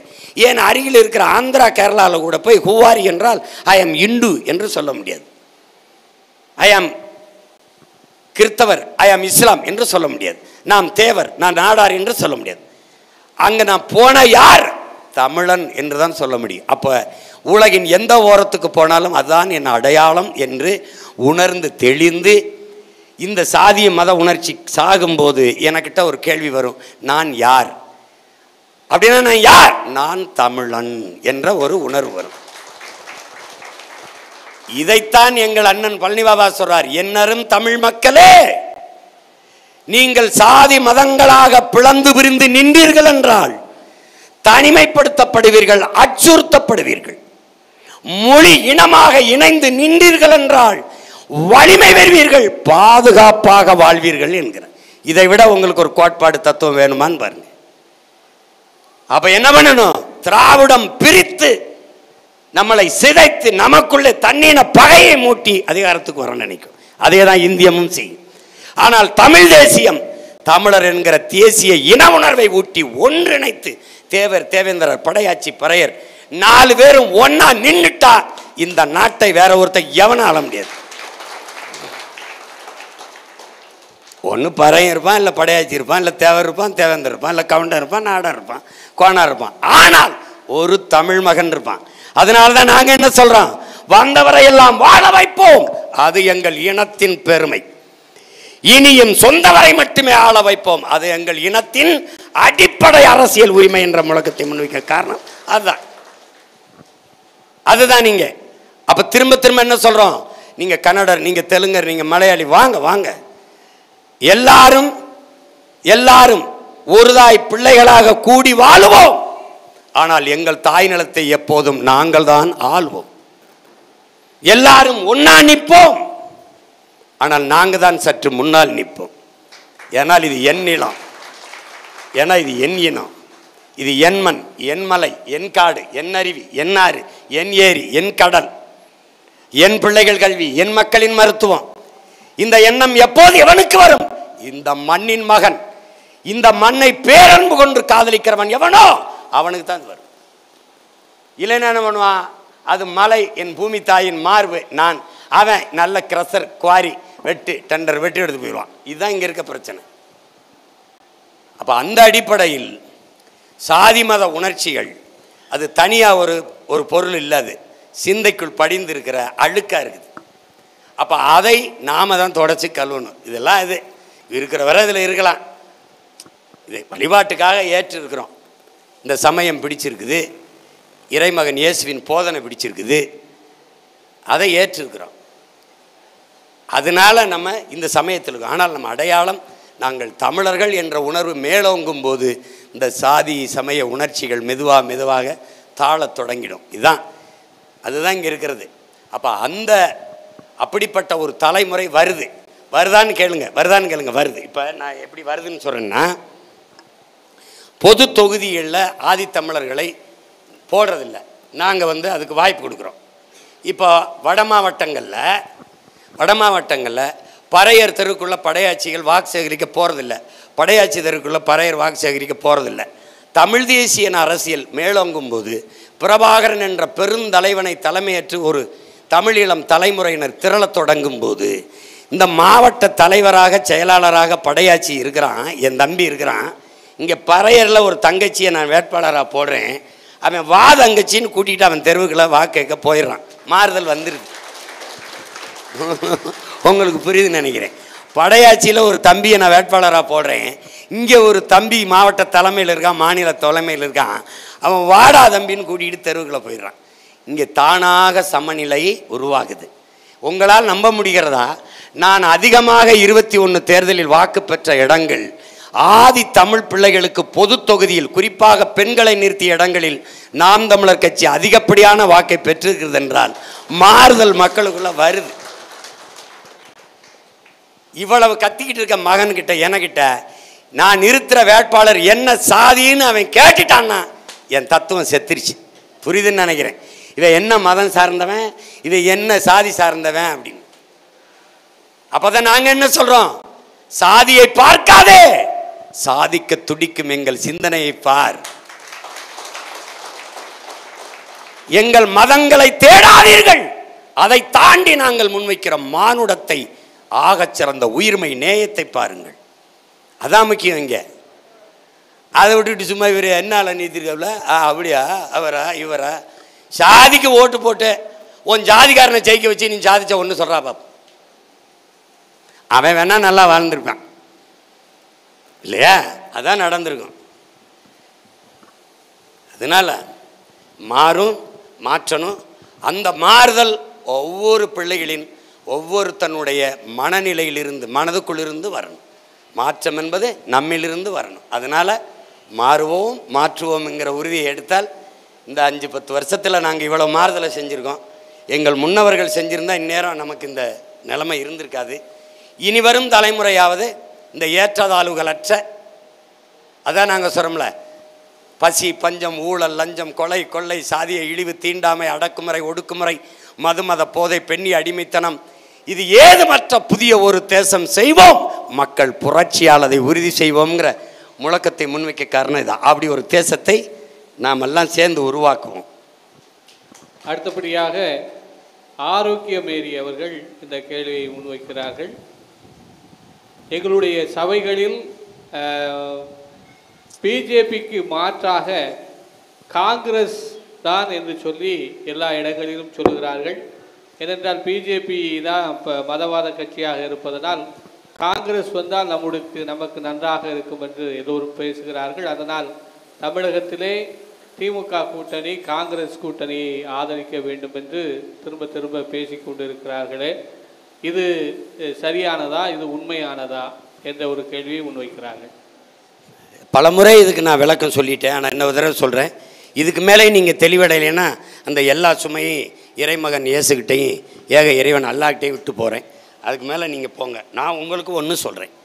Congress Bharatiya Janata between party change no policy change. அவர்கள் கட்சியின் கொடியில் வண்ணம் மாறும், கொள்கையில் எண்ணம் மாறாது. ரெண்டு பேரும் ஒன்று தான். இவன் மதவாதி இவன் மிதவாதி என்று எண்ணினால் உன்னை ஒன்றுமே பண்ண முடியாது. நீ வரலாற்றை நீ கவனிக்கிறியா? உங்களுக்கு பின்னாடி சுற்றி நடக்கிற அரசியலை நீங்கள் பார்க்குறீங்களா? எந்த வழியில் காங்கிரஸ் பாரதிய ஜனதாவிலிருந்து மாறுபடுது சொல்லுங்க. ஒன்று சொல்லுங்க. எல்லாமே இந்த நாட்டில் இருக்கிற கொடுஞ்சட்டங்கள் எல்லாமே காங்கிரஸ் கொண்டு வந்தது தான். என்ஐஏ அவன் கொண்டு வந்ததான், என்ஆர்சி அவன் கொண்டு வந்ததான், ஜிஎஸ்டி அவன் கொண்டு வந்ததான், நீட்டை அவன் கொண்டு வந்ததான். அவன் கொண்டு வந்து பெற்று பேர் வச்சான். இவர் நல்லா சாப்பாடு கொடுத்து வளர்க்கிறார், அவ்வளவுதான். பிஜேபி நம்பலாம், காங்கிரஸை நம்பக்கூடாது. ஏன்? இவன் எதிரி தெரிஞ்சிருச்சு. இவன் துரோகி, இவன் நெஞ்ச குறிவைப்பான். ஆனா இவன் எங்க குத்துவான்னு தெரியாது. பிஜேபி நேரடியா சொல்றான், we are all Hindus. இவன் yes we are all Hindus. அவன் சவுண்ட் இந்துத்துவா, அவன் சாப்பிட்டு இந்துத்துவா. அவன் பாபர் மசூதியை இடிச்சான். ஆட்சி யாருது? காங்கிரஸ். இது எவ்வளவு வலிமையான ராணுவம், எவ்வளவு உளவுப்படை. அந்த கரசவை வந்தவன் பாபர் மசூதியை இடிப்பான்னு கூட நீங்க நினைக்க முடியலையா? இடிக்க போறான். அந்த சீர்ல இருக்கான்னு அப்ப ராணுவத்துறை அமைச்சர் அந்த சரத்பவர் கெஞ்சிராப்ல நரசிம்மராவ்ட்ட. இப்ப சொல்லி அங்கே தடுத்து நிறுத்துறேன்னு பார்த்துக்கலாம்னு இடிச்சிட்டான். இடிக்க அனுமதிச்சது காங்கிரஸ், இடிச்சவன் ஆர்எஸ்எஸ் பாரதிய ஜனதா. அந்த வழிபாடுற உரிமையை முதல்ல தடுத்தது காங்கிரஸ். மோடி அடிக்கல் நாட்டினார் ராமர் கோயிலுக்கு, கங்க்ராச்சுலேஷன் முதல்ல சொன்னது காங்கிரஸ். பாபர் மசூதிக்கு தீர்ப்பு வருது, என்ன வருது எவனுக்கும் தெரியாது. எப்படி தீர்ப்பு வருதோ அப்படியே ஏற்க வேண்டும் என்று ஒரே மாதிரி பேசினான் பாரதிய ஜனதா, காங்கிரஸ், திமுக எல்லா பேரும் பேசினான். இந்த நிலத்திலே ஒரே ஒரு மகன் தான், ரத்தாறு ஓடும், பெரிய கலவரம் வெடிக்கும், சாவிங்கன்னா நான் ஒருத்தன் தான் சொன்னேன். ரத்தம் சிந்தி செத்து கூட விழுகிறான். எங்களுக்கு தீர்ப்பு வேண்டாம், நீதியை சொல்லுன்னு சொன்னேன். என் பேட்டி இருக்கு, என் பேச்சு இருக்கு, அவங்க பேட்டி இருக்கு, பேச்சு இருக்கு. பார்த்துக்க, எந்த இடத்துல நீ காங்கிரஸ் நீ மாறுபடுற? இத்தாலியில் இருக்கும்போது சோனியா காந்தி கிறிஸ்தவர், நீ இன்னும் சோனியா காந்தி உங்கள் அத்தை மக பெரிய தம்மாக சின்ன தம்மானே நினச்சிருக்க, அது கிறிஸ்தவ பொம்பளைன்னு நினச்சிருக்க. நீ உன்னை எல்லாம் எங்க எந்த சலவையில் வச்சு வெளுக்கிறது? உன்னை சொல்லு. லட்சக்கணக்கா உன் இனத்தை கொண்டு குவிச்சவர், கொண்டு குவிச்ச பொம்பளை அந்த அம்மளை தான். இல்லைன்னு சொல்வியா? நீ இல்லைன்னு சொல்வியா? ரத்த சாட்சி, உயிர் சாட்சி இந்த மகன் நிற்கிறேன். ஒருத்தனை எதுப்பா சொல்றா? இந்த நாட்டில் ஒரே ஒரு தலைவனை இந்த மகனுக்கு முன்னாடி நின்று, என் கணவன் இறந்த அன்று பிரபாகரன் உயிர் எனக்கு பரிசாக வரணும், இந்த ஃப்ரீ ஹேண்ட் இரு கரமும் கொடுத்து உழவரேன்னு சரத்து பொன்சேகா வர வச்சு பேசினாங்களா இல்லையா? யாராவது மாறிடா பார்ப்போம், யாராவது ஒருவன். கடைசி கடைசி என் தம்பி பாலச்சந்திரன் சிங்கள ராணுவ கஸ்டடியில் கட்டுப்பாட்டில் நிற்கிற போது இப்படி பிரபாகரன் மகன் இளைய மகன் பாலச்சந்திரன் எங்களுடைய கட்டுப்பாட்டில் இருக்கிறான். பிரபாகரன் உயிர் குடும்பத்தில் ஒருவன் கூட உயிரோடு கூடாதுன்னு சொன்னவன் எவன்டா? யார்? இவங்க இல்லையா? உங்க தலைவர் இல்லையா? ஏய், எல்லாரும் மேல செத்து போயிட்டோம் நினைக்கிறேன். நீ எல்லாரும் செத்து போயிட்டோம் நினைச்சிருக்கேன். நீங்க எல்லாம் எதிரடா உனக்கு காங்கிரஸ் இருக்கு? யாரை கட்டுறா? கச்சத்தீவை எடுத்து கொடுத்தாங்க. யாரை கட்டுறா? யாரோட நிலமடா? இந்திய நிலமடா. பிரிட்டிஷ் ஆட்சியிலே அது அதோட நிலம், அதுல அதோட ஆட்சி பரப்புல வரலது. அரசர்கள் நம்ம பாட்டன் சேதுபதி மன்னனுடைய நிலம். இந்திரா காந்தி வந்து மன்னர் மானிய ஒழிப்பில் அவசர அவசரமாக அதை எடுத்து அவரை மிரட்டி அந்த சொத்து பத்திரத்தில் கொண்டு வாங்கிட்டு டக்குன்னு தான் தோன்றித்தனமா, நம்ம சொல்லுவோம்ல தான் தோன்றித்தனமா, ஒரு விவாதம் நடத்தி தீர்மானம் போட்டு அனைத்து கட்சி ஒப்புதெல்லாம் பெறல, எடுத்து கொடுக்குறாங்க. கொடுக்கும்போது ஒரே ஒரு மகன் எழுந்து கர்ச்சிக்கிறாப்ல நம்முடைய தாத்தா முகேத்தவர் அவர்கள். இதே போலதான் வரலாற்று ஒரு பெருந்தவரை ஒரு நிலப்பரப்பை எடுத்து உங்க அப்பா சீனாவுக்கு கொடுத்தாரு. அதே போல எங்கள் நிலப்பரப்பை எடுத்து அவர் அப்போ ராமநாதபுரத்து பாராளுமன்ற உறுப்பினர் இருக்காரு, எடுத்து நீங்க இலங்கைக்கு கொடுக்குற, நீ தமிழ் மக்களுக்கு வரலாற்று பெருந்துரோகத்தை செய்கிறீர்கள் இந்திரா காந்தி அவர்களேன்னு அவர் பேசுனது இருக்கு. இன்னைக்கு என் மீனவனுடைய வாழ்வாதாரத்தை போச்சு. கச்சத்தீவு எனக்குன்னா கடல் தூரம் அதிகம், கச்சத்தீவு அவனுக்குன்னா அவனுக்கு கடல் தூரம் அதிகம். இன்னுமா நீ நம்பிட்டு இருக்க? 3 கையெழுத்தில் நம்ம இனத்தின் தலையெழுத்தில் மாத்தின கூட்டமிடாது. முதல்ல லால்பு சாஸ்திரி, ஸ்ரீமாவோ பண்டார நாயக்கர் 2 பேர் கையெழுத்து 10 லட்சத்துக்கு மேற்பட்ட மலைவாழ் மக்களை நம்ம இங்கிருந்து போன இந்திய வம்சாவளியினர் பூர்வகுடி அந்த நிலத்தில் வாழ்ந்த கண்டி நுவரேலியாவில் வாழ்ந்த பல மக்களை, அங்கே இருக்கிற நம்ம மக்களை, இந்திய வம்சாவளியினரை, தமிழர்களை ஒரே இரவில் குடியேற்றவர்களாக, நாட்டுரிமை அற்றவர்களாக ஆக்கி கொண்டாந்து நள்ளிரவில் இறக்கி விட்டு போன ஆட்சி அந்த காங்கிரஸ் ஆட்சி. கையெழுத்து லால்பூர் சாஸ்திரி, ஸ்ரீமாவோ. பிறகு அடுத்த கையெழுத்து கச்சத்தீவு, அதே ஸ்ரீமாவோ, இந்திரா காந்தி. 2வது கையெழுத்து இந்த இனத்தின் தலையெழுத்து மாறுது. 3வது கையெழுத்து ராஜீவ் ஜெயவர்தனை ஒப்பந்தம். நான் கேட்டது தேசிய இன விடுதலை, தேச உரிமை, தேச விடுதலை. தான் தோன்றித்தனமா அந்த நாட்டு அதிபரும் இந்த நாட்டு அதிபரும் உட்கார்ந்து பிரச்சனை என்னது, வழி எனக்கு, உனக்கு என்ன செய்து பிரபாகரா? எங்க அண்ணன் வர வேணாம், பிரபாகர வர வேணாம், ஆண்டன் பாலசிங்கம் ஒரு பிரதிநிதி, இந்த நாட்டு அதிபரை அந்த பிரச்சனையை சொல்லி போராடிக்கிட்டு இருக்க அந்த இருந்து ஒரு பிரதிநிதி உட்கார வச்சு பேசு. அப்பதானே நீ நீதிமான், அப்பதானே நேர்மையானவன். அப்ப அதிகாரம் உட்கார்ந்து ஒப்பந்தத்தை போட்டு இதை ஏத்துக்க பிரபாகரான்னு திணிச்சது 3வது கையெழுத்து. இந்த 3 கையெழுத்தில் தமிழ் தேசிய இனத்தின் தலையெழுத்தை மாற்றியவங்கடாவீங்க. ஒரு தேசிய இனத்தின் விடுதலை கனவை பொசுக்கி வீழ்த்தியவர் அயோக்கியர்கள். பேசிக்கிட்டு இருக்க பாதுகாப்பு பாதுகாப்பு, நீ அப்புறம் நீ எல்லாம் இதுக்கிட்ட இருக்க, 8 கோடி மக்கள் இதுக்கிட்ட இருக்க. காங்கிரஸ் என்ன பாதுகாக்குது உன்னைய? கல்வியை மாநில பட்டியலிருந்து பொதுப்பட்டி தூக்கிட்டு போனவை யார்? இந்திய முதல்ல திணிச்சவை யார்? யார்? 450 டிஎம்சி வந்ததுல காவிரி நதிநீர் உரிமையை பறித்தவை யார்? கெடுத்தது யார்? இன்னும் காங்கிரஸ் உலகத்தில் எந்த இனமாவது தன் இனத்தை கொன்று குவித்தனுக்கு ஓட்டு போட்டு நாட்டை ஆளுறதுக்கு அதிகாரத்தை கொடுக்குமா? எந்த இனமாவது கொடுத்துருக்கா? எந்த இனமாவது? பைத்தியக்காரனா ஒரு தீவில் வாழ்றான்னா கூட அவன் கூட செய்ய மாட்டான். இன்னும் காங்கிரஸ் இதில் எந்த இடத்துல பிஜேபியும் காங்கிரஸ் மாறுபடுது சொல்லு அண்ணா, இந்த இடத்துல மாறுபடுதுன்னு சொல்லு பார்ப்போம். ஒன்று சொல்லு பாப்போம். 2 பேருமே சம அளவு எதிரி நமக்கு. ஒருத்தன் மனித குலத்தின் எதிரி பாரதிய ஜனதா, காங்கிரஸ் தமிழ் தேசிய இனத்தின் எதிரி. 2 பேரும் நம்ம எதிரி. அதேதான் இங்க இருக்கு 2 திட்டு பயிலும். இவன் 2 பேருக்கு என்ன மாறுதல்? டிஎம்கே ஏடிஎம்கே டிஎம்கே வீழ்த்தி போறணும். வீழ்த்தே யாரை கொண்டு வந்தணும்? இவனை. தீமைக்கு எப்படி தீமை மாற்றாகும் மக்களே? நெருப்பை எப்படி நெருப்ப வைத்து அணைப்பீர்கள்? தீமைக்கு மாற்று நன்மைதான். அதைத்தான் இறைமகன் இயேசுவும் நபிகள் நாயகம் கற்பிக்கிறார். அந்த நன்மையை கொண்டுதான் உங்கள் பிள்ளைகள் ஓடி வர்ற கத்திரம். தீமைக்கு மாற்று தீமை இல்லை. திமுகவை ஒழிக்கணும், ஆனா அதிமுகவை கொண்டு இல்லை, உங்கள் அருமை பிள்ளைகளை கொண்டு ஒழிக்கணும். அதுக்கு நீங்க எங்களுக்கு வாக்கை அளிக்கணும். திரும்பி திரும்பி காங்கிரஸ் அது அது பாதுகாப்புன்னு அவன் சொல்றாரு. ராகுல் சொல்றாரு பாதுகாப்புன்னு சொல்றாரு. 80,000 கோடி வட்டி இல்லாத கடனா சிங்களனுக்கு நம்ம இனத்தை கொண்ட எண்ணி கொடுத்தவங்க, நம்மளை கொன்று குவிக்க இராணுவத்துக்கு போர் பயிற்சி கொடுத்தவங்க. நீ எல்லாம் உன் வரி காசு, உன் காசை எடுத்து நம்ம தாய் மாறருக்கு காசு கொடுத்தவன் பேசிக்கிட்டு இருக்க. எதையாவது பேசி வெறியேற்றி விடாது. நீ போட்டா போடு, போடலைன்னா போ. அன்பிற்குரியவர்களே,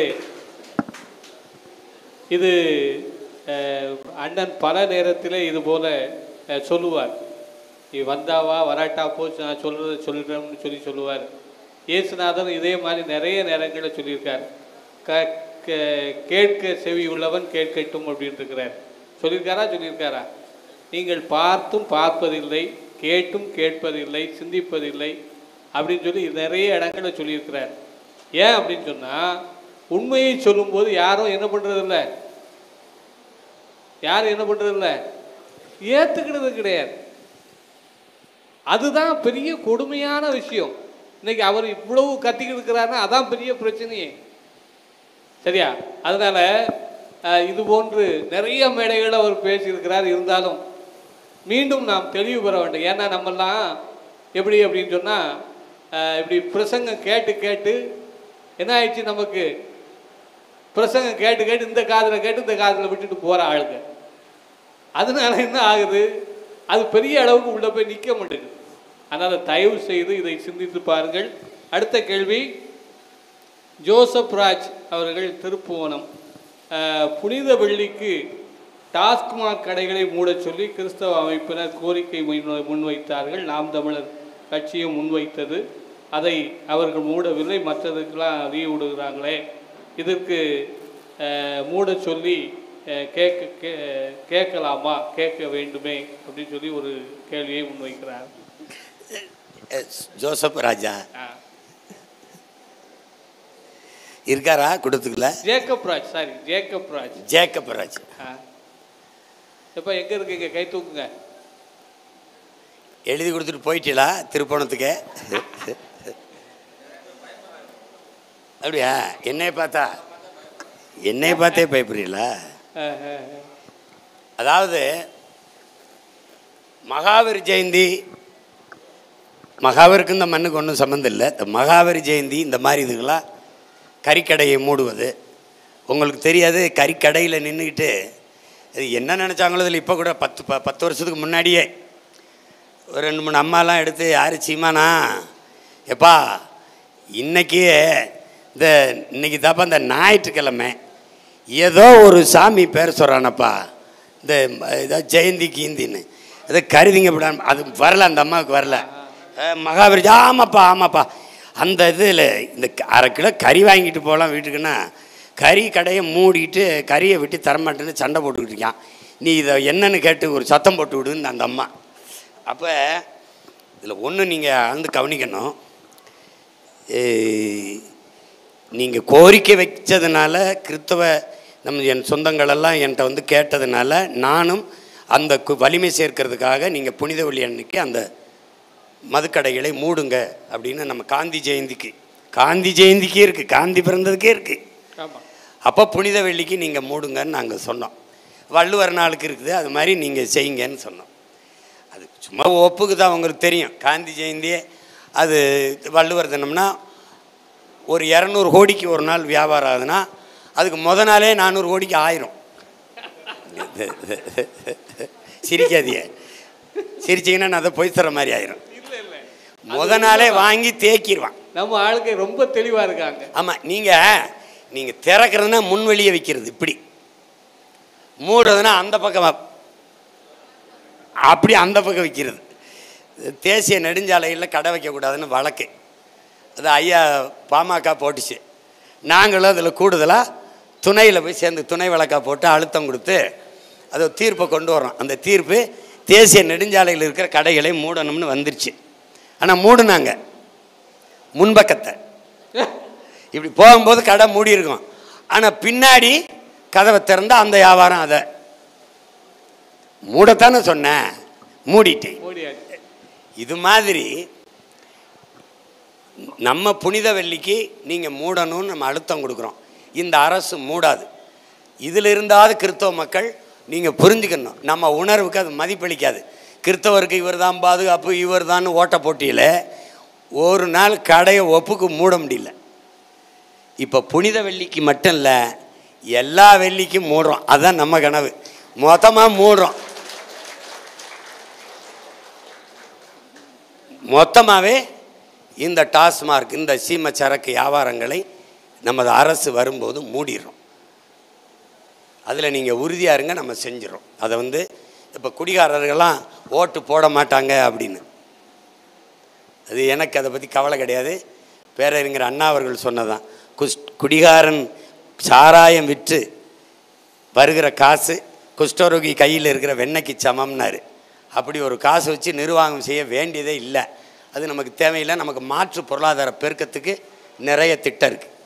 அது நிறைய திட்டம் இருக்குது. பாலின் சந்தை மதிப்பு பல லட்ச கோடி இருக்குது. அதனால் இந்த 50,000 கோடிக்கு சாராயம் விற்று சாகடிக்கிற நிலைமை நமக்கு இல்லை. நம்ம வர்றோம். புனித வெள்ளிக்கு மட்டுமல்ல, மொத்தமாகவே டாஸ்மார்க்கை மூடிடுறோம். நம்பிக்கையோடு இருங்க. இனிமேல் புனித வெள்ளிக்கு மூடுங்கன்னு திராவிட திமுகட்ட கேட்குறத நிப்பாட்டுங்க. இது தமிழர்களின் தன்மான இழப்பு என்று சொல்லுங்க. அவர்கள் புனித வெள்ளிக்கு மூடாதவர்கள் அதிகாரத்தை பெரிய பூட்டா போட்டு மூடுறதுக்கு ஒரு ஓட்டை உங்கள் மகனுக்கு போட்டு போங்க, அவ்வளோதான். சுதன் அவர்கள் ஒரு கேள்வியை முன்வைத்திருக்கிறார். விஜய் என்பவர் கிறிஸ்தவர் என்று சொல்லி இப்பொழுது கிறிஸ்தவர்கள் மத்தியிலே பேசப்படுகிறது. அதனால் கிறிஸ்தவர்கள் ஓட்டு விஜய்க்கு மாறும் அப்படின்னு சொல்லி கொஞ்சம் பேசப்பட்டது. கரூர் சம்பவத்திற்கு பின்பாக அந்த நிலைமை கொஞ்சம் கேள்விக்கு உள்ளாயிருக்கிறது. இந்த சூழலில் அதாவது சுதனை போன்றவர்கள் உங்களுக்கு வாக்களிக்க வேண்டும் என்று விரும்புகிறார்கள். இந்த விஷயத்தை மற்றவர்களுக்கு நாங்கள் எடுத்து சொல்வதற்கு தாங்கள் கூறும் அறிவுரை என்ன அப்படின்னு ஒரு கேள்வியை கேட்கிறார்.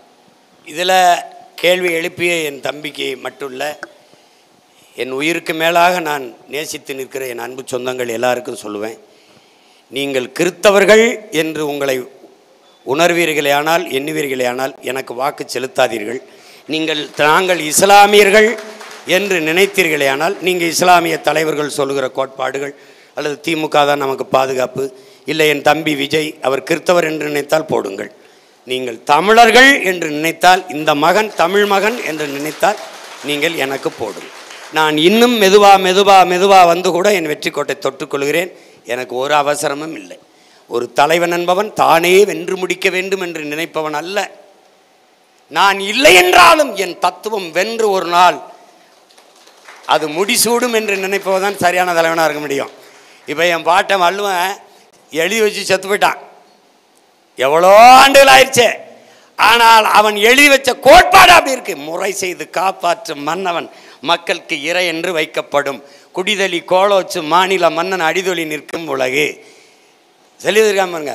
உருவசியும் ஓவா பணியும் செருவகையும் சேராது இயல்வது நாடு, மணி நீரும் மண்ணும் மலையும் அணிநிழற்காடும் உடையது அரண்.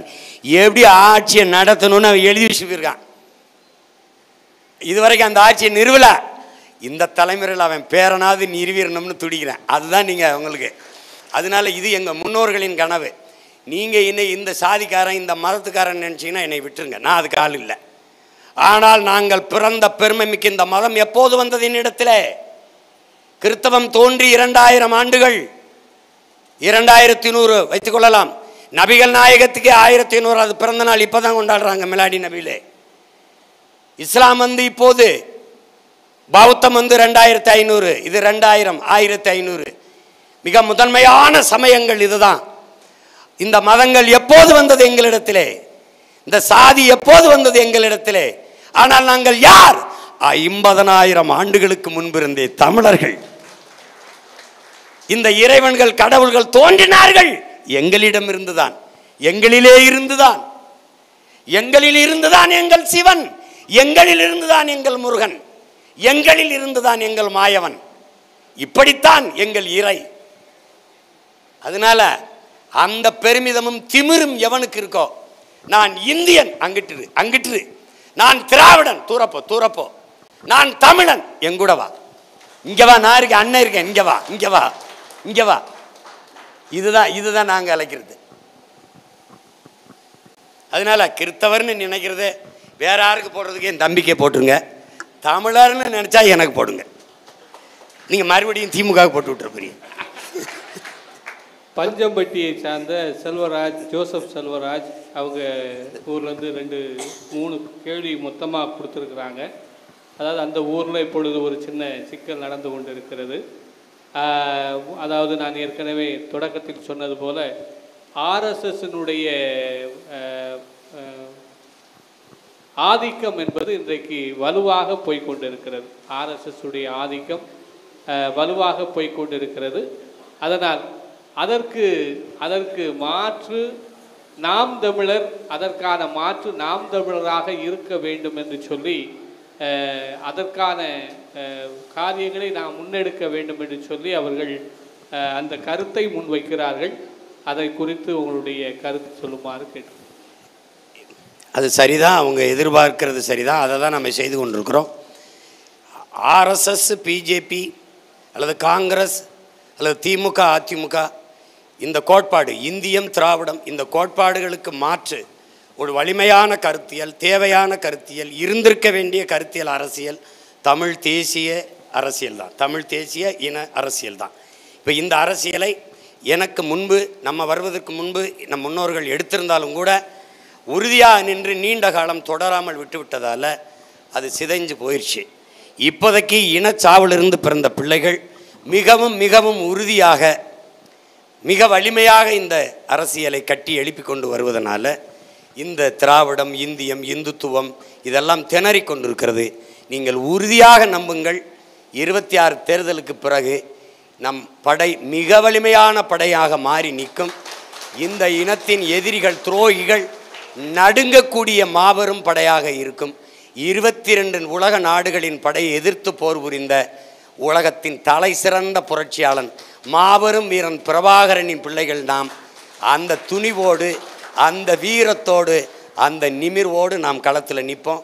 நம்பிக்கையோடு இருங்க. இன்னைக்கு சொல்கிறேன், அல்லாஹ் மேலே ஆணையிட்டு சொல்கிறேன், இறைமகன் இயேசு மீது ஆணையிட்டு சொல்கிறேன், நான் நேசித்து போற்றுகிற என் இறை முருகன் மீது ஆணையிட்டு சொல்கிறேன், என் உயிருக்கு மேலாக நான் நேசிக்கிற என் தலைவன் மீது ஆணையிட்டு சொல்கிறேன், இந்த மகன் இருக்கிற வரை ஆர்எஸ்எஸ், பிஜேபி வளராது, வெல்லாது. இப்படி ஒரே ஒரு தடவை ஐயா ஸ்டாலினை சொல்ல சொல்லு, யாரையாவது சொல்ல சொல்லு. எந்த காலத்திலையும் இந்த கட்சிகளோட கூட்டணி வைக்க மாட்டேன் அப்படின்னு இதுக்கு மேலே சத்தியம் சொல்ல முடியாது. என் உயிர் தமிழ் மீது, எனக்கு உயிர்ப்பால் ஊட்டிய தாய் மீது, என் உயிருக்கு மேலே நேசிக்கிற என் தலையின் மீது ஆணை சொல்கிறேன், இந்த கட்சிகளோட கூட்டணி வைக்க மாட்டேன். இப்படி யாராவது ஒருத்தனை சொல்ல சொல்லு. சொல்ல மாட்டான். அவன் தோல்வியை கண்டு பயப்படுவான், தோல்வியை கண்டு பயப்படுவான். நான் தோல்வியோட விளையாடுவேன், தோல்வியோட விளையாடுவேன். நான் தோற்று தோல்வியாக நினைக்க மாட்டேன். பயிற்சின்னு என்னுடைய ஆட்சியில் நீங்கள் வாழும்போது ஒரு பண்பட்ட மிகச்சிறந்த தலைவனின் ஆட்சியை நீங்கள் பார்ப்பீங்க. அதனால் பொறுத்துருங்க, 4 மாதம்தான் இருக்கு. கடைசியாக ஒரு கேள்வி.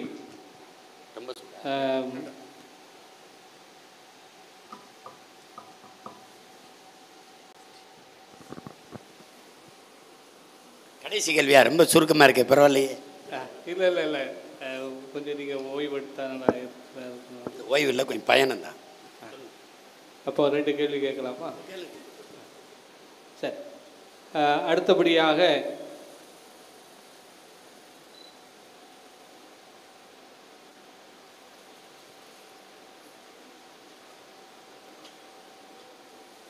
எல்கே பாண்டியன் பழையபாளையம் அவர்கள் ஒரு கேள்வியை முன்வைத்திருக்கிறார்கள்.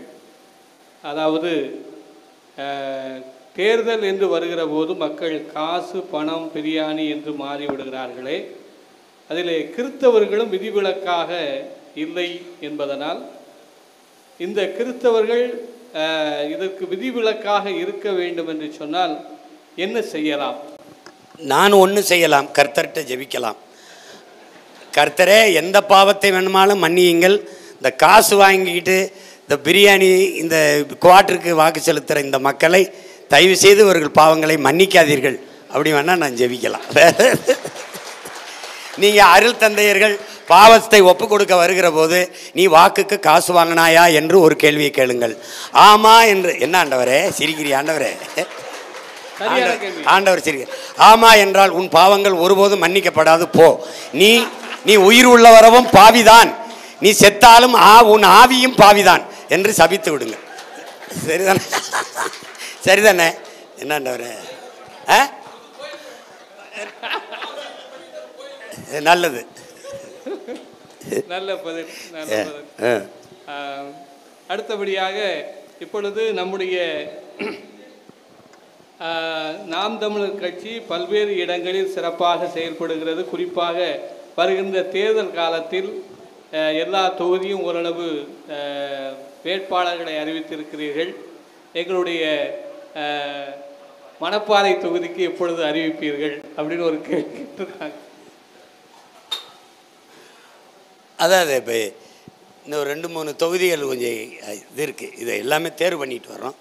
முடித்தோடனே தஞ்சையில் தண்ணீர் மாநாட்டில் அறிவிப்பேன். அப்படி இல்லைன்னா உங்களுக்கு தெரியும், மிகப்பெரிய மாநாடு உலக தமிழ் பேரினம். எப்படி எப்படி எப்படி சொல்கிறேன்னா, இது மாநாடுனா நீங்கள் ஒரு கட்சி நடத்துகிற மாநாடுன்னு என் அன்பு சொந்தங்கள், என் அருமை பெற்றோர்கள், என் உயிருக்கினிய என் உடன் பிறந்தார்கள், உலகெங்கும் வாழ்கிற என் இன சொந்தங்கள் யாரும் எண்ணிடக்கூடாது. இது மாற்றத்தை விரும்பும் மக்களின் மாநாடு. நீ எந்த கட்சியிலே இருக்கலாம், மாற்றத்தை விரும்பும் மக்களின் மாநாடு இது. நம் இனத்தின் திருவிழா. எல்லோரும் கூடுவோம், நாம் குடும்பம் குடும்பமாக கூடுவோம், கொடிய அரசியலை மூடுவோம். இது கொள்கை மறவர்களின் கூட்டம், கொள்ளையர்கள் எடுக்க வேண்டும் ஓட்டம். இதுதான் நம்ம முன்வைக்கிற முழக்கம். அதனால மாற்றம் என்பது சொல் அல்ல, செயல். மாறுவோம், மாற்றுவோம். இது மாற்றத்தை விரும்பும் மக்களின் மாநாடு. அதனால திருச்சியில் பிப்ரவரி 7ஆம் தேதி, இது பக்கத்தில் தான், ஒரு மாபெரும் கூட்டம். இங்கே நடிகரை பார்க்க தானே கூட்டம் வரும்னு நினச்சிருக்கான், விதைச்சிட்டு இருக்கான். கோமாளிக்கு இல்லடா, போராளிக்கும் வரும்டா கூட்டம். தற்கொலை கூட்டம் பெருசாக இருக்காரா, தத்துவ கூட்டமும் ரொம்ப பெருசாக இருக்கும்டா. ரசிகர் கூட்டம் மட்டும் இல்லடா, லட்சிய கூட்டமும் பெருசாக இருக்கும். அது மாதிரி பல மடங்கு கூட்டம் இருக்கும். உலகத்தில் ஒரு அரசியல் கட்சி தன் இன உரிமைக்கு, இன மீட்சிக்கு நடத்துகிற அரசியல் எழுச்சி மாநாடு என்பது இதுபோல நடந்திருக்க கூடாது, இதுபோல நடந்தது இல்லை என்று வரலாறு பதிவு செய்யணும். ஒரு மது இல்லாத, இது இல்லாது அவ்வளவு இராணுவ பேரணி போல நடக்கும். ஒரு மாநாட்டில் ஒரு தலைவன் எப்படி உரை நிகழ்த்தணும், ஒரு மாநாடு என்றால் எப்படி நடத்தணும் என்று உலகம் பதிவு செய்த அளவுக்கு நாங்கள் நடத்துவோம். நீங்கள் பார்ப்பீங்க. ஏன்னால் இது சீருடை அணியாத, கருவி ஆயுதம் ஏந்தாத பிரபாகரன் என்ற பெருந்தலைவனின் மக்கள் படை, அரசியல் புரட்சி படை. என் முன்னவர்கள் ஆயுதம் ஏந்தினார்கள், அவர்கள் பின்னாடி வந்த பிள்ளைகள் நாங்கள் அறிவாயுதம் ஏந்துகிறோம். அவர்கள் கருவியை தூக்கினார்கள், நாங்கள் கருத்தியலை தூக்குகிறோம். இலக்கு ஒன்றுதான், எங்கள் இனத்தின் விடுதலை. அதனால எல்லாரும் கூடணும். மாநாட்டுக்கு வரும்போது கொஞ்சம் இருங்க, மாநாட்டுக்கு வரும்போது கட்சியில் இருக்க ஒருத்தர் வரக்கூடாது, அவர் பரம்பரையே வரணும். வீட்டில் எப்படி தங்கச்சிக்கு திருமணம் இல்லை மகனுக்கு கல்யாணம்னா எப்படி ஊர் திருமணம்னா போய் எல்லார் வீட்லேயும் பார்க்க வச்சு பத்திரிக்கை வச்சு அழைப்போமா, அப்படி மாநாட்டுக்கு நீங்கள் வரணுமாம்மா, வந்துடணுமாம்மா, வந்துடணும் அப்படின்ட்டு மிரண்டணும். அதனால தான் திரள்வோம் திரள்வோம் பகை மரள திரள்வோம் பைந்தமிழ் இனத்தீரே தீய அரசியலை ஒழிக்க தூய அரசியலை மலரச் செய்ய கேடுகட்ட பணநாயகத்தை ஒழித்து மாண்புமிக்க ஜனநாயகத்தை மலரச் செய்ய திருச்சியில் திரள்வோம் தீந்தமிழ் இனத்தீரே. நம் இலக்கு ஒன்றுதான் இனத்தின் விடுதலை, இனம் ஒன்றாவோம் இலக்கை வென்றாவோம் என்ற முழக்கத்தை முன்வைத்து திருச்சியில் கூடுறோம். பிப்ரவரி 7ஆம் தேதி 234 வேட்பாளரையும் ஒரே மேடையில் வச்சு அறிவிச்சிருவேன். உங்களுக்கு குழப்ப வேண்டியதில்லை. வேட்பாளர்னா நீங்கள் கோரிட்ட இடத்துல பேர் நீ நில்லுவா அப்படி கிடையாது. ஒவ்வொன்றும் விதை நெல்லாக போடுவேன். மிக தகுதி வாய்ந்த திறமை வாய்ந்த சமூக பிரதிநிதித்துவத்தோட எந்த சமூகத்துக்கும் இந்த கட்சியில் வாய்ப்பு இல்லாமல் இல்லை.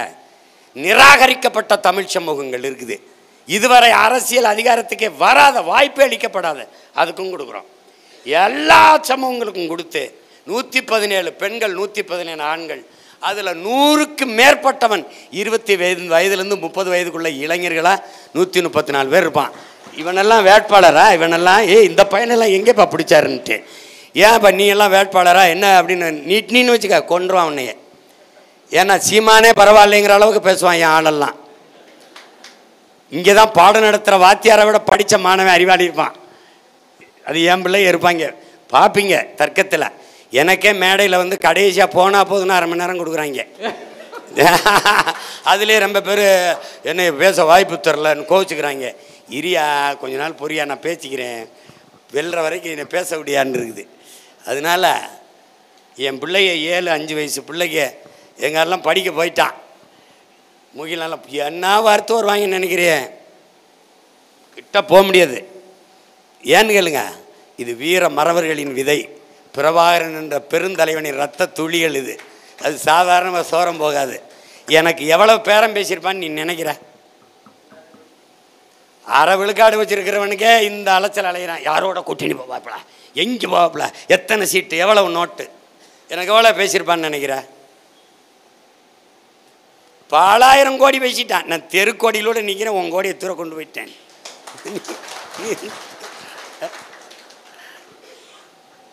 அன்பு அண்ணனுக்கு வணக்கம். எங்கள் தம்பிகளுக்கு எல்லாருக்கும் அறிவுரை சொல்லிடுறீங்க, பொதுமக்களுக்கு எப்படி வாழணும், நம்மளுடைய எப்படி ஆட்சி முறை நடக்கும்னு சொல்லிடுறீங்க.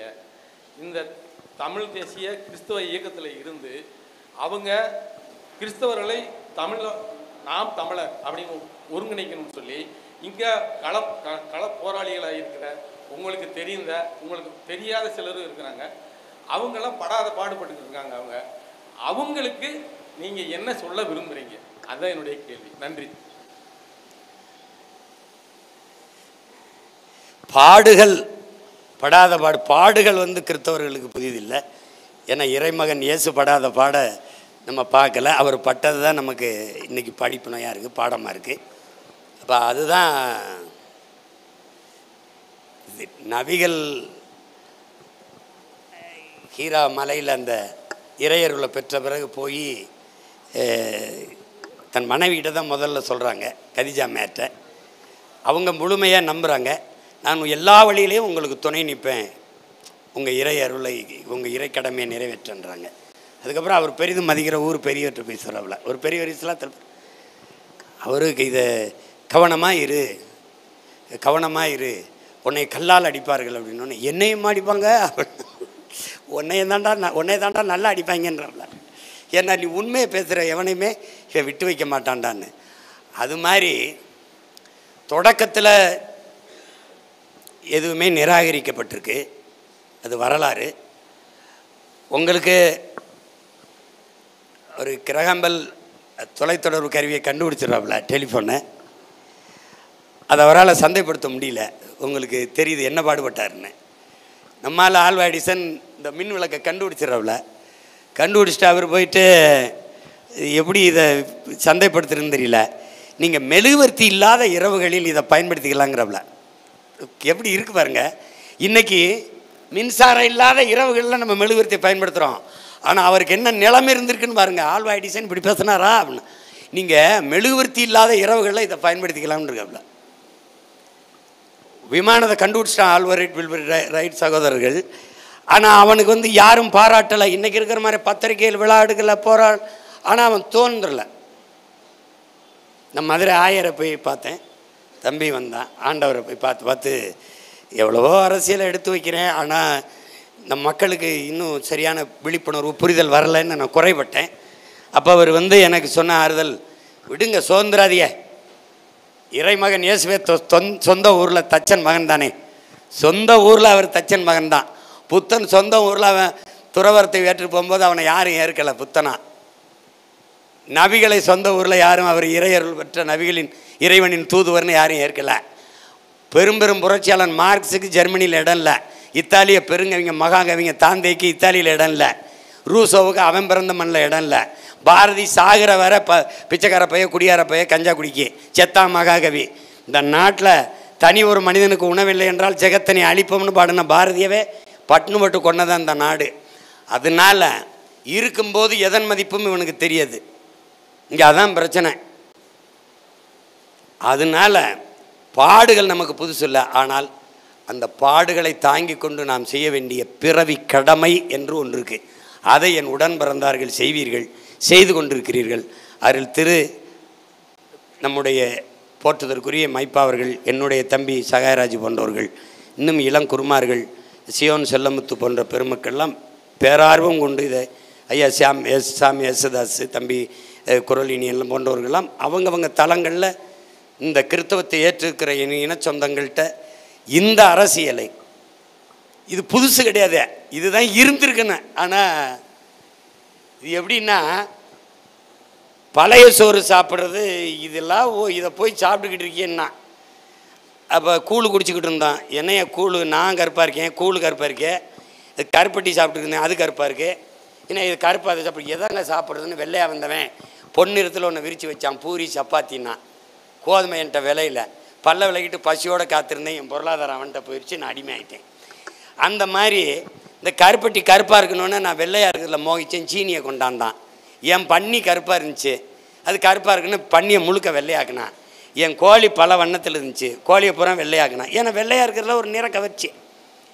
இப்போ திருப்பியே உலக நாடு பூரா ஹெல்த்தி ட்ரிங்க்ஸுன்னு நீச்சல் தண்ணி, ஹெல்த்தி ஃபுட்டுன்னு என் பழைய சோறை வச்சு குடிக்கணுன்னேன். இப்போ திருப்பி இவன் பழைய சோறுக்கு வாரான். அது மாதிரி நீங்கள் உடலுக்கு நல்லதாக இருக்கிற இந்த பழைய சோறுக்கு திருப்பி வரணும். அது ரொம்ப நாளாக இந்த அரசியல் தான் இருந்திருக்கணும், ஆனால் இல்லை, இப்போ வருது.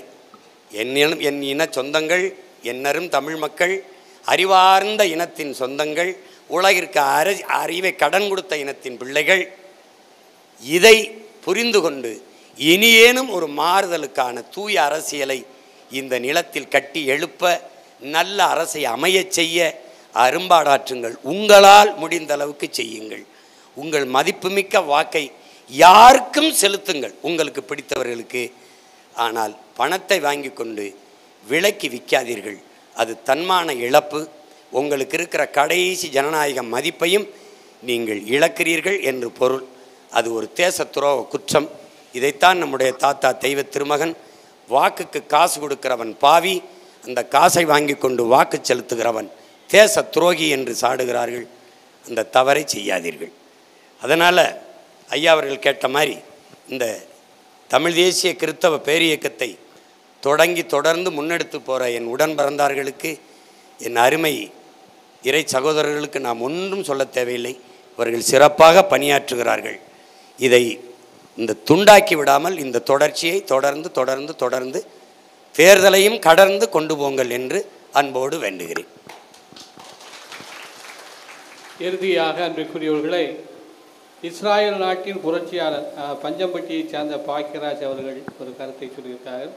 இஸ்ராயல் நாட்டில் புரட்சியை செய்த இயேசு தமிழ்நாட்டில் புரட்சியை செய்கின்ற சீமானை ஒப்பிட்டு பார்த்து, இவர்கள் இருவரும் நமது நம்பிக்கையின் அடிப்படையாக இருக்கிறார்கள். இந்த நம்பிக்கையில் நாம் வருகின்ற நாட்களில் தமிழர் தேசிய அரசியலை இந்த மண்ணில் உறுதியாக நிறைவேற்றுவோம் அப்படின்னு சொல்லியிருக்கிறாரு. வாழ்த்துக்கள் சொல்லியிருக்கிறாரு. இதுபோல் நிறைய பேர் வாழ்த்துக்கள் சொல்லியிருக்கிறாங்க. எல்லாருக்கும் என்னுடைய அன்பும் நன்றியும். நான் ஒரு சின்னத்தை எடுத்துக்கிட்டு வரேன். அதில் பாருங்க, தந்தையார் செய்த தச்சு தொழிலையே தமையனும் செய்தாரே, தங்க உழவர்கள் உழுதிட கலப்பைகள் செய்து கொடுத்தாரே. இயேசு தங்க உழவர்கள் உழுதிட கலப்பைகள் செய்து கொடுத்தாரே. அவர் செய்து கொடுத்த கலப்பையை இந்த எளிய மகன் தோளில் சுமந்து கொண்டு சின்னமாக இந்த இடத்தில் வருகிறேன். இறைமகன் இயேசு சிலுவையை சுமந்தார் உலக மானுட சமூகத்தினுடைய பாவத்தை போக்க. இந்த மகன் எளிய மகன் கலப்பையை சுமக்கிறேன் இந்த மண்ணின் மக்களின் பசியை போக்க. நோக்கம் ஒன்றுதான். அதனால் நிலங்களை உழுவது போல் உள்ளத்தை உழுங்கலென்று உலக பிதா சொன்னபோது உழவர்கள் தொழிலாளர் ஊராரின் எண்ணமதில் இயேசு ஒன்றாக பதிந்து விட்டார். அதுதான் நிலத்தை உழுவது போல என் மக்களின் மனத்தை உழுக நான் ஒரு கலப்பையை கொண்டு வரேன்.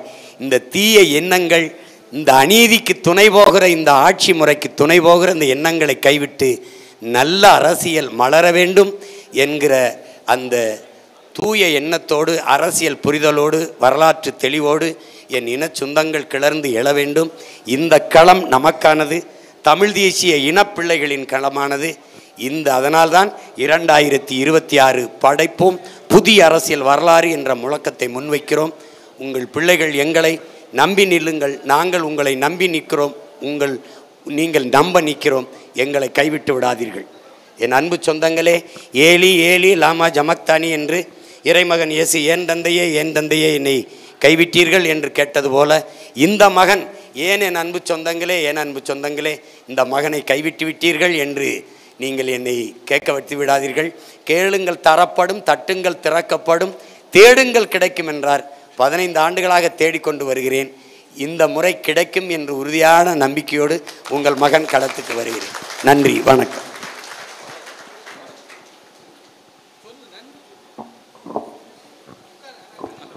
நிகழ்வுக்கு வருகை புரிந்த அனைத்து நல்ல உள்ளங்களுக்கும் உலகத்தமிழ் கிறிஸ்தவர் இயக்கத்தின் சார்பாக நன்றியும் வாழ்த்துக்களும்.